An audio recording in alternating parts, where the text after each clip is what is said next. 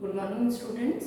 We have already started the chapter Chemical Kinetics, and in that last lecture we talked about the rate of reaction, that how can you find the rate of reaction, or you can write the expression for rate of reaction, and then the rate of formation of products, rate of disappearance of reactants, then rate constant. Then now our next topic, and in the last we also talked about the factors which affect the rate of reaction in very short. So the very important topic of that, या आप कह सकते हो कि जिस पे rate हमारी depend करेगी, one of the important factor is concentration of the reactants, यानी how the rate of reaction depend on the concentration of the reactant. We will discuss it in detail today. So if you know that, if we have the graph, you all know that कि time के साथ अगर हम देखें and it is the concentration, it is in moles per liter, then the concentration of the reactants will keep on decreasing and the concentration of the products will keep on increasing as the reaction proceeds.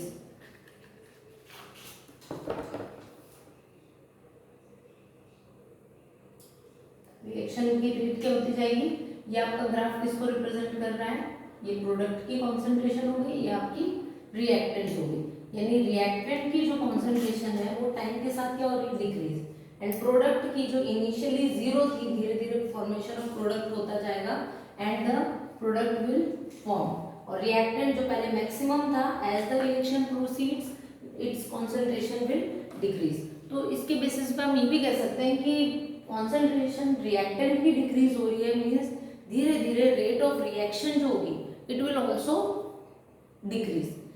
So these data, या we can say कि rate of reaction is directly proportional to the concentration of reactant, and these things was first studied, means effect of concentration of reactant on the rate of reaction was first studied by two scientists, Goldberg and Wage, in 1867, and they gave or they compiled their results into the law of mass action.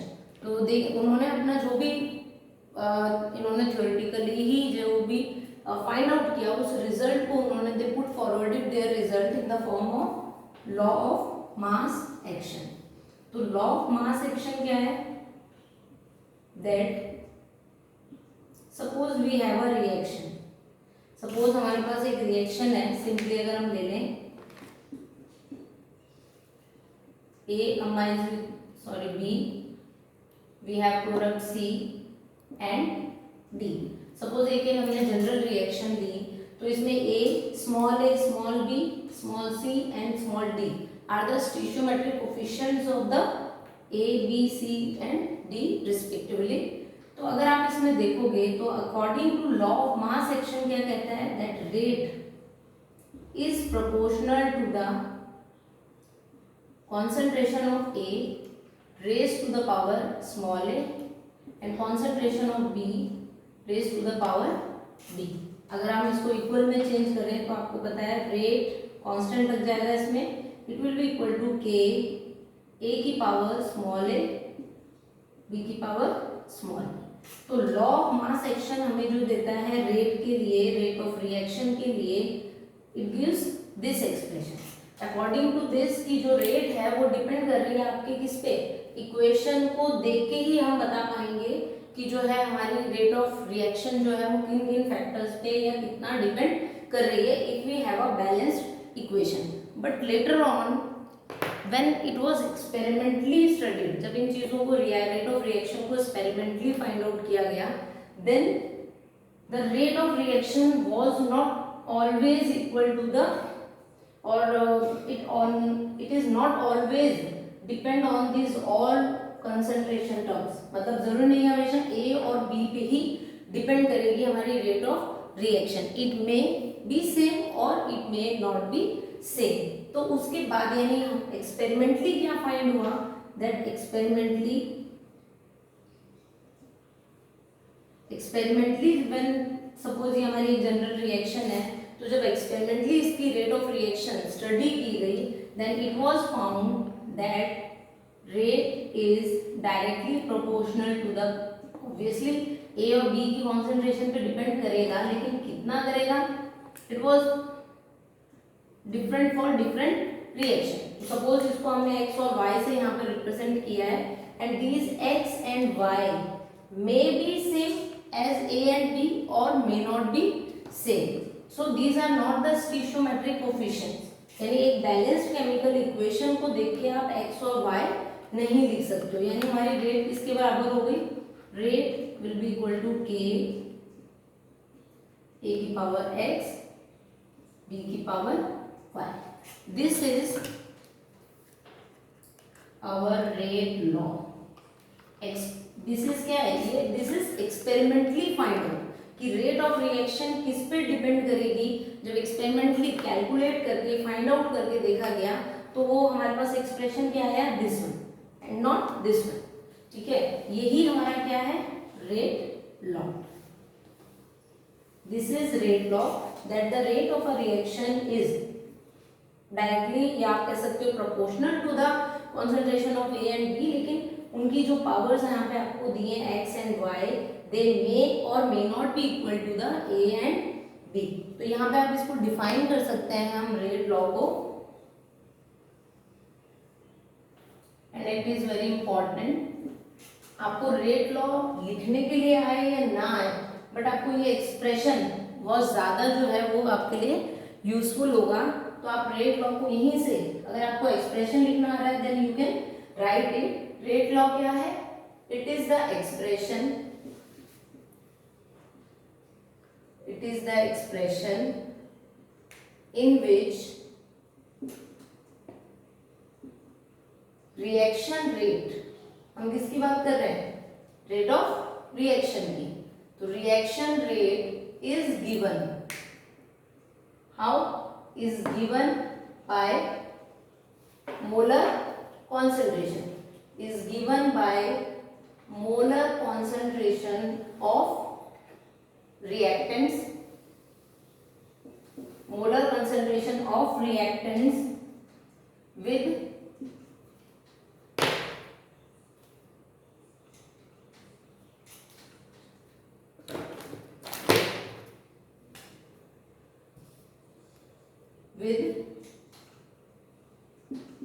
each raised with each term raised to some power। यहाँ पे दोनों की क्या है, कुछ power है, it may B 0 1 2 3 कुछ भी हो सकता है। With each term raised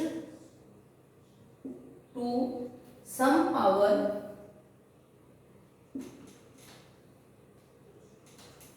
which may be,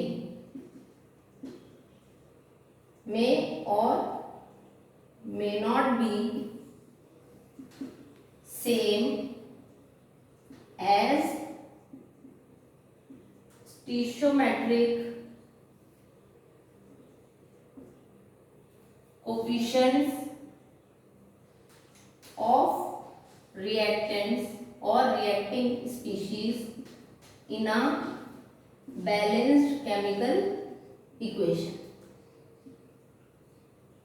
आपको दिखने में लॉ इतना बड़ा लग रहा होगा, लेकिन अगर आपको ये रेट एक्सप्रेशन लिखना आएगा, then you can write it on your own. फिर से आप देखिए रेट लॉ क्या है, it is the expression in which reaction rate is given by the concentration, molar concentration of reactants, each in which with each term raised to some power, and this power may or may not be same as the stoichiometric coefficients of reactants in a balanced chemical equation। मतलब जो ये x और y हैं, ये a और b के बराबर आपके हो भी सकते हैं और नहीं भी हो सकते हैं।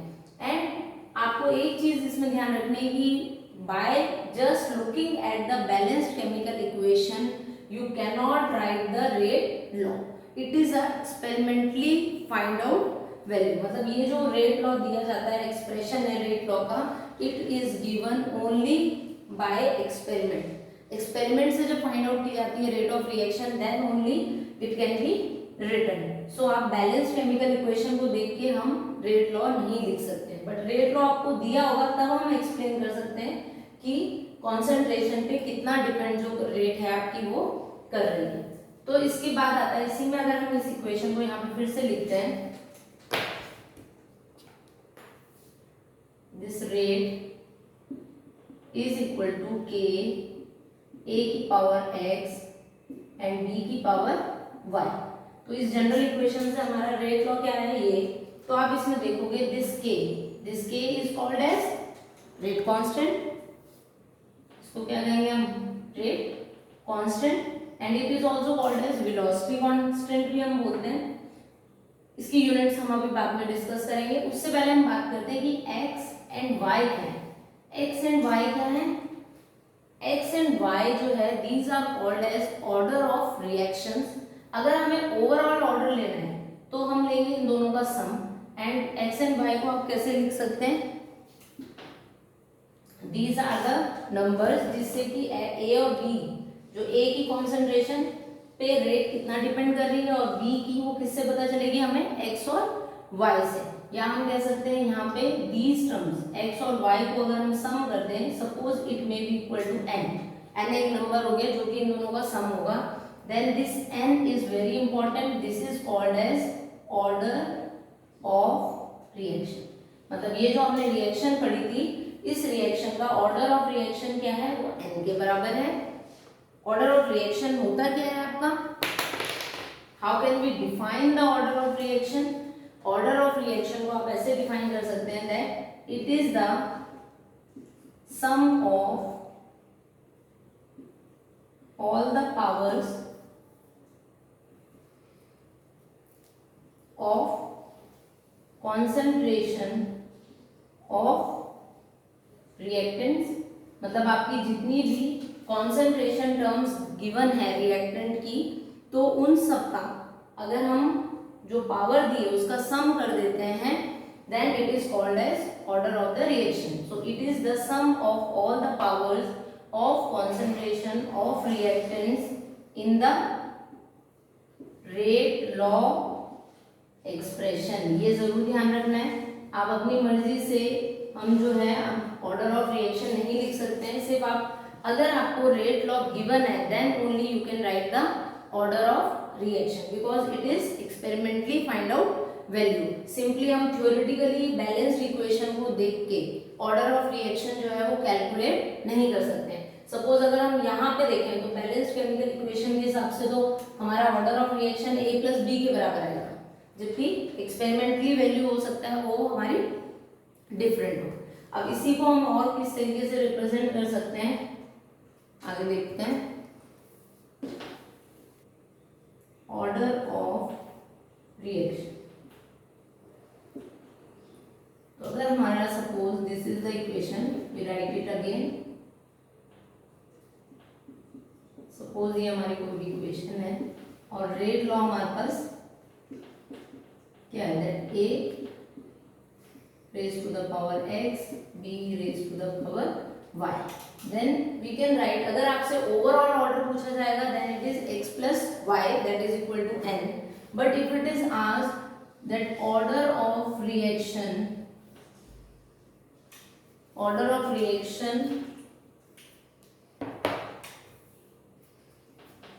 with respect to a, suppose सिर्फ एक ही रिएक्टेंट के रिस्पेक्ट में पूछा है कि ऑर्डर ऑफ रिएक्शन कितनी है विद रिस्पेक्ट टू ए, तो वो कितना होगा, जितनी उसकी पावर है, दैट इज x।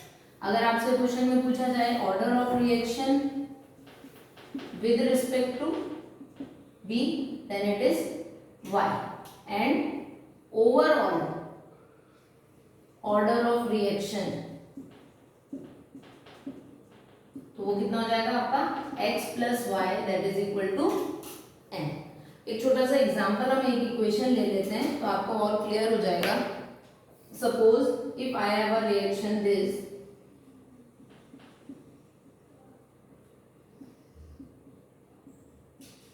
ठीक है, सपोज मेरे पास ये रिएक्शन, तो अगर आप लॉ ऑफ मास एक्शन लिखते हैं तो उसके अकॉर्डिंग तो आपका क्या हो जाता, रेट किसके बराबर होनी चाहिए, k NO2 का स्क्वायर लिखते और आप F2 की पावर 1।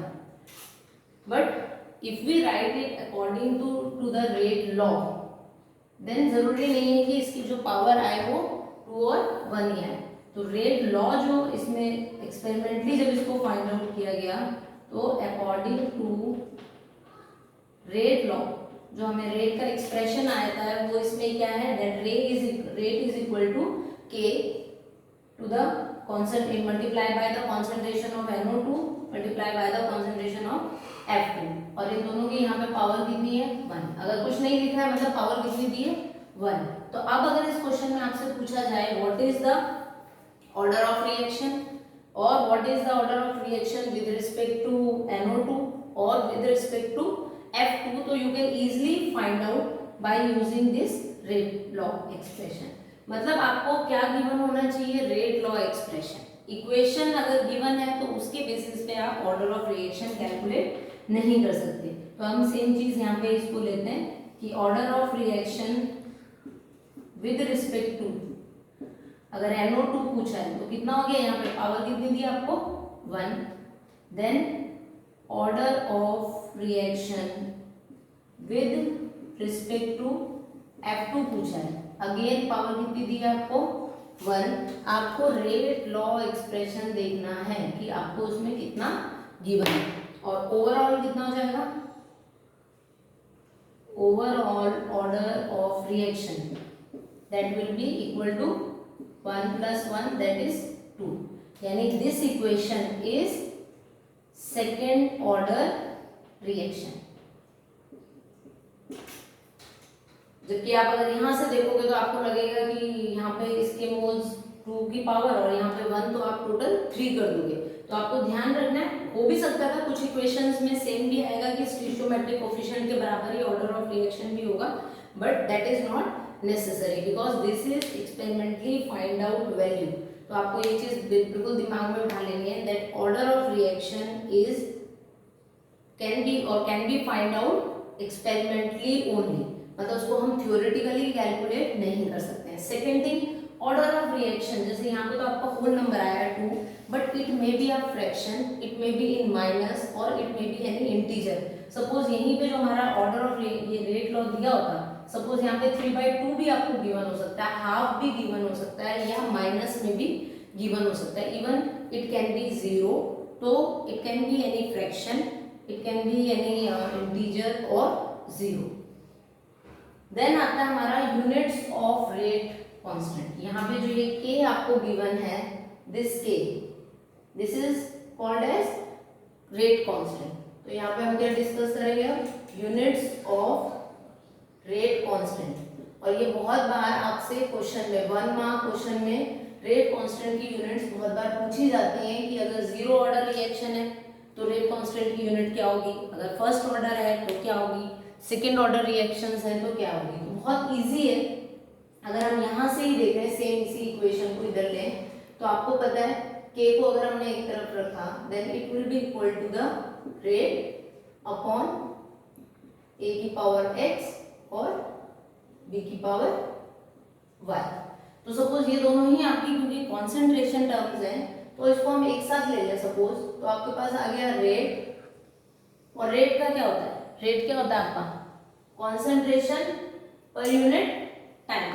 तो आप कॉन्सेंट्रेशन को क्या लिख सकते हो,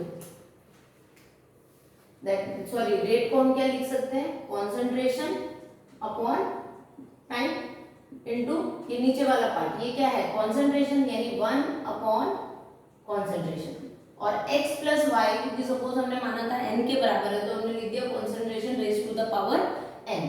ये मैंने यहाँ पे क्यों लिखा है, सबको क्लियर हो गया होगा, आपको पता है दैट रेट किसके बराबर होती है, रिएक्टेंट या प्रोडक्ट जिसकी भी आप ले रहे हो that is concentration upon change in concentration per unit time, कि कितने टाइम में कितनी कॉन्सेंट्रेशन चेंज हो रही है। तो ये आ गया आपके पास। अगर इस एक्सप्रेशन को हम और सॉल्व करते हैं तो आपके पास क्या आ गया, कॉन्सेंट्रेशन, यहाँ पे कुछ नहीं है पावर मतलब 1 है, 1, जब ये पावर ऊपर जाएगा तो क्या आ जाएगा 1 - n, और ये हो गया आपका टाइम, टाइम की पावर -1।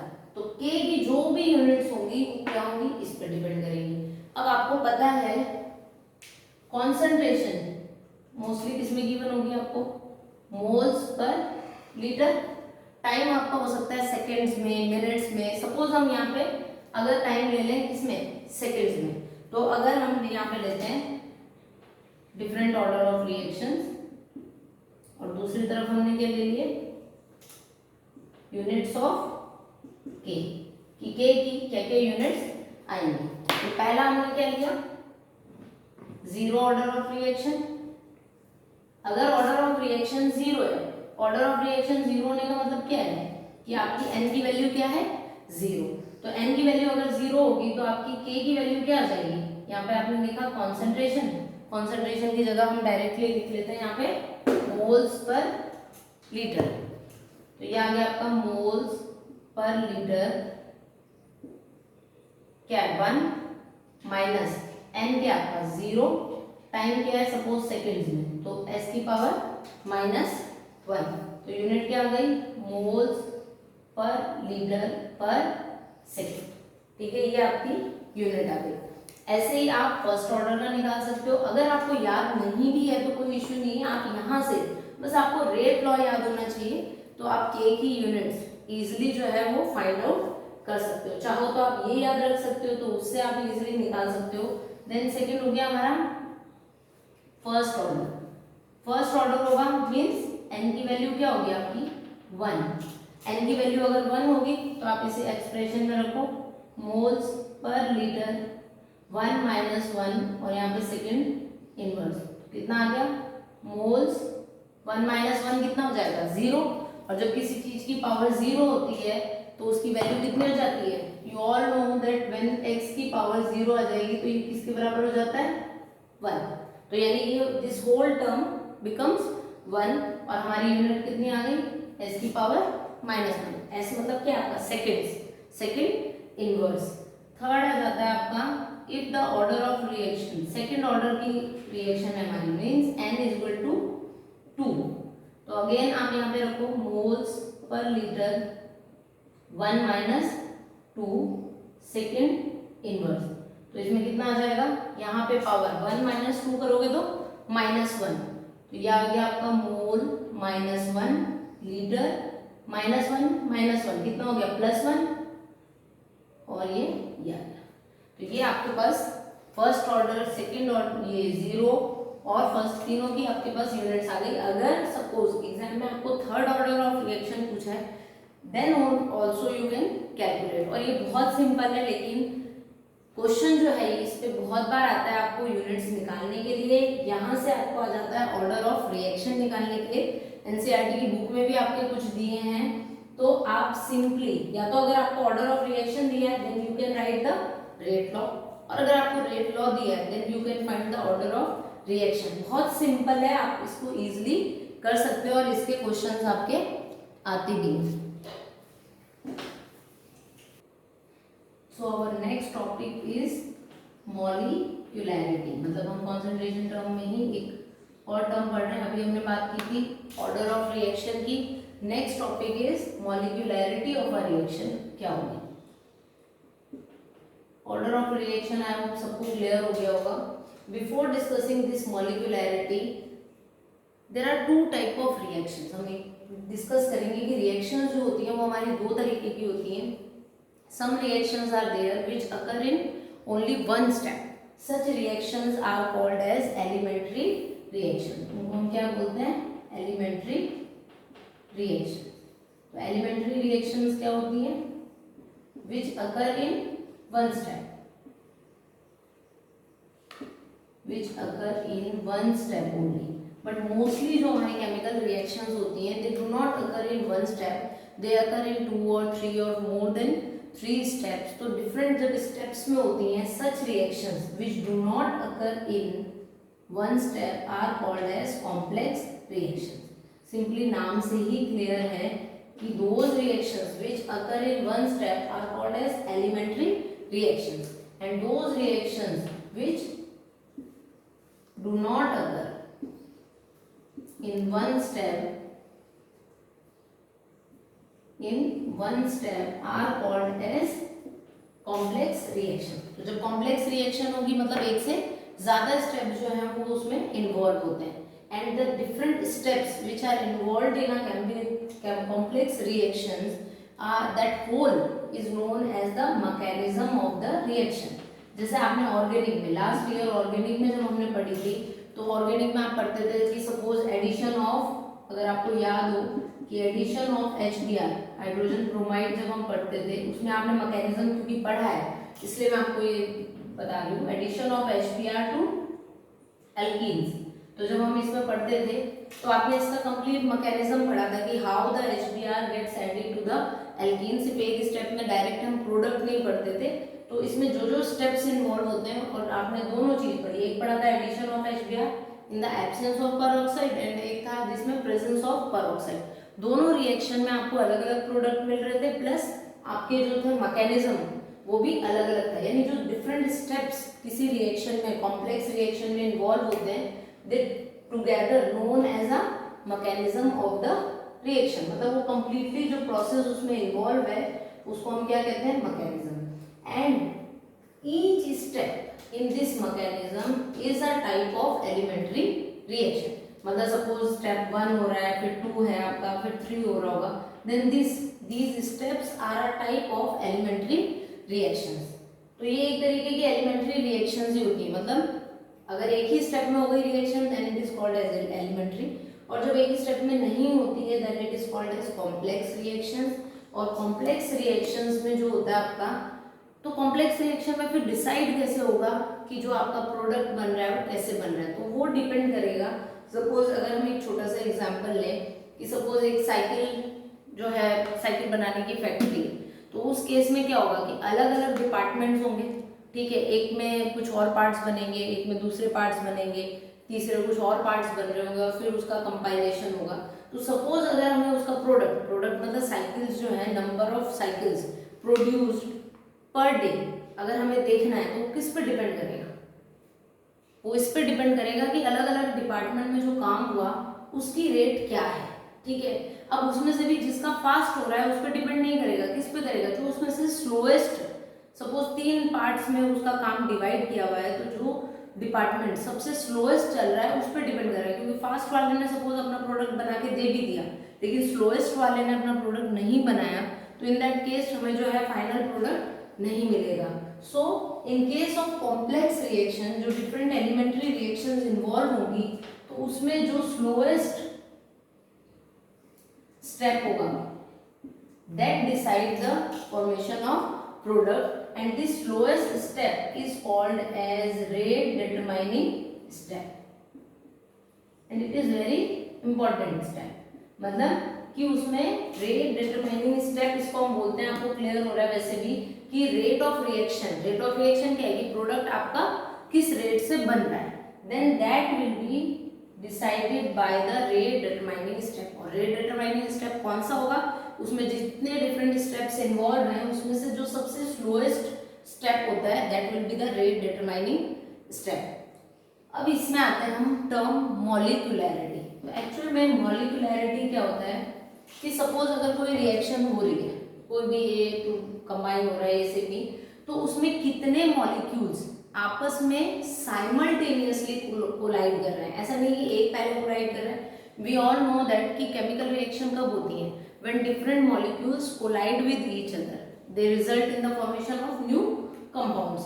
तो उसमें आपके नए जो है वो प्रोडक्ट्स बनते हैं। तो मॉलिक्यूलैरिटी ऑफ अ रिएक्शन क्या हो जाएगी कि इट इज द, अगर हम इसको डिफाइन करें यहाँ पे, तो ये क्या है, it is the number of reacting species. अब रिएक्टिंग स्पीशीज आपकी क्या हो सकती हैं, कुछ भी हो सकती है, एटम्स हो सकते हैं, आयंस हो सकते हैं, मॉलिक्यूल्स हो सकते हैं, आयंस और molecules.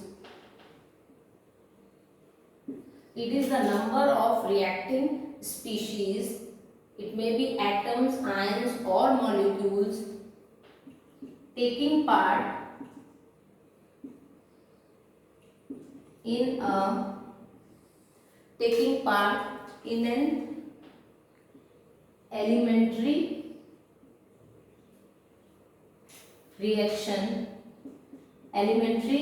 reaction which must collide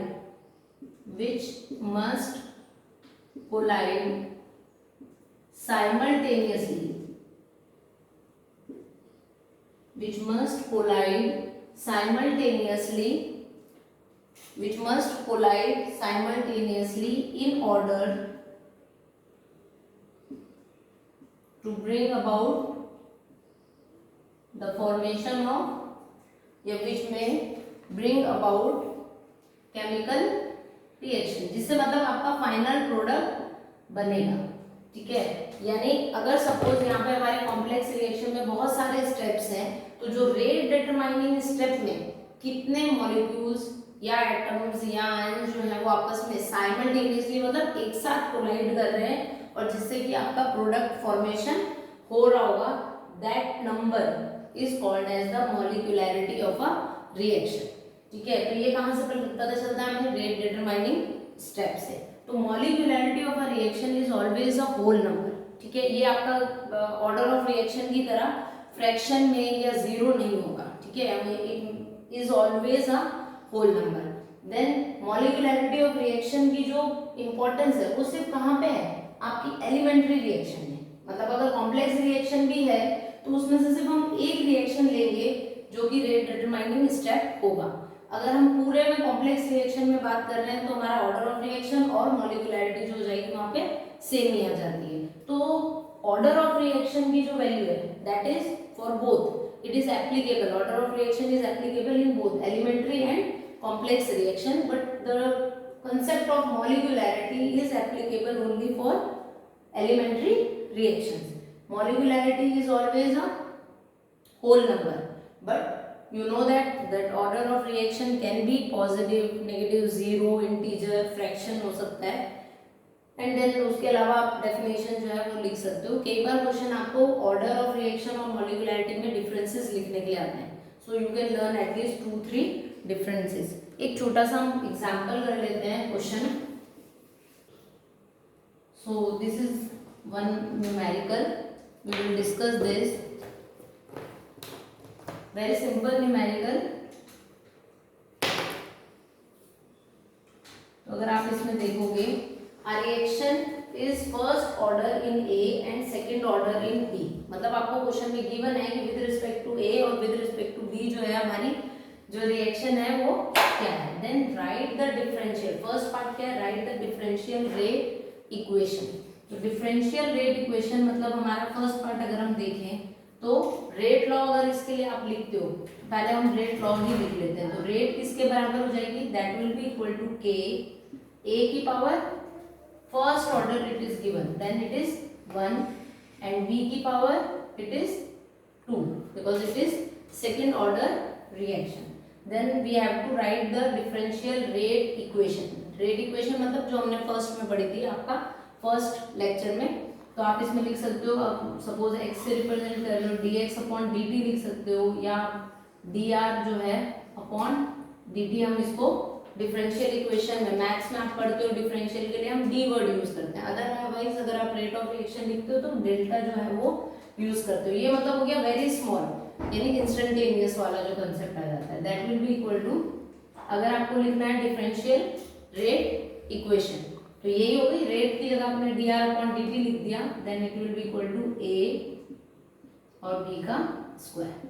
first part हो गया आपका, मतलब आपको रेट लॉ लिखना है।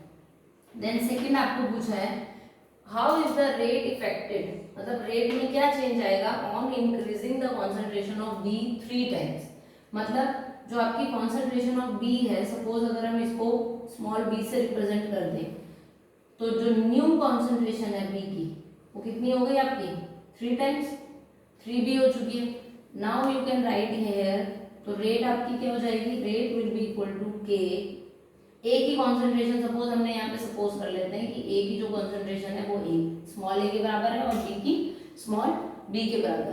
तो यहाँ पे अगर हम रेट इक्वेशन में लिखें तो अगर रेट लॉ में आप देखोगे तो यहाँ पे जो आपकी रेट आ रही है वो कितनी आ रही है? के ए बी का स्क्वायर। तो यहाँ पे अगर आप लिखोगे तो के ए की कॉन्सेंट्रेशन में कोई चेंज नहीं है क्योंकि क्वेश्चन में आपको गिवन नहीं है, तो आप अपनी मर्जी से इसको चेंज नहीं करोगे। इट इज ए, बी की जगह क्या आ जाएगा आपका?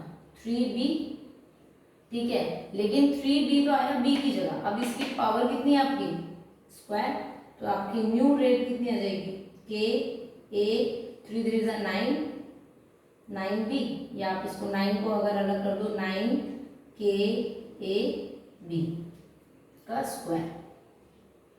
तो ये आपकी किसके बराबर है, जो पुरानी रेट है, ठीक है। तो हम न्यू रेट को सपोज r डैश से रिप्रेजेंट करते हैं, और इसको अगर आप r से रिप्रेजेंट कर रहे हो तो आपके पास r डैश कितना आ गया, r dash will be equal to 9 times of the initial rate of reaction. तो ये आ गया आपका रेट ऑफ रिएक्शन बिकम्स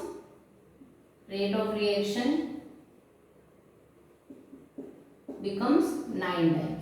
तो आप डायरेक्ट नहीं लिखोगे क्वेश्चन में, आपको फाइंड आउट करके बताना है कि 9 टाइम्स कैसे आ रहा है। देन इसके बाद अगर आप देखो third part, how is the rate affected when the concentration of both A and B are double. मतलब हमारे पास ए डैश अगर हम ले लें तो उसकी कॉन्सेंट्रेशन कितनी दे दी, डबल कर दी है 2a, और जो बी डैश दिया है उसकी कॉन्सेंट्रेशन कितनी हो गई, उसकी भी डबल हो गई 2b। तो अगर हम अब न्यू जो रेट हम फाइंड आउट करेंगे तो r डैश कितना हो जाएगा आपका k। अब हमारा कॉन्सेंट्रेशन ऑफ a कितनी गिवन है 2a, b की भी कितनी गिवन है 2b, लेकिन यहाँ पे याद रखना है स्क्वायर है तो आपका, क्योंकि सेकंड ऑर्डर है विद रिस्पेक्ट टू b, तो आप इसको कैलकुलेट करो 2, और यहाँ पे क्या आ जाएगा 2 2 जा 4, 4 into 2 8 k a b का स्क्वायर। तो अगेन यहाँ पे ये किसके बराबर है टर्म आपकी r के बराबर, तो r dash will be equal to 8r, यानी इस केस में रिएक्शन कितनी हो गई, रेट ऑफ रिएक्शन आपकी 8 टाइम्स। तो इसी के जैसे सिमिलर क्वेश्चन, ये भी एक एनसीईआरटी का ही आपका एक्सरसाइज का क्वेश्चन है, आपको कुछ इंडेक्स क्वेश्चन और एक्सरसाइज में भी कुछ क्वेश्चंस हैं तो वो आपको ट्राई कर सकते हो आप सेम इसी के बेसिस पे। ऑर्डर ऑफ रिएक्शन के कुछ थोड़े से डिफिकल्ट क्वेश्चंस भी इससे थोड़े से डिफिकल्ट, तो वो हम अलग से न्यूमेरिकल पार्ट में डिस्कस करेंगे। Thank you.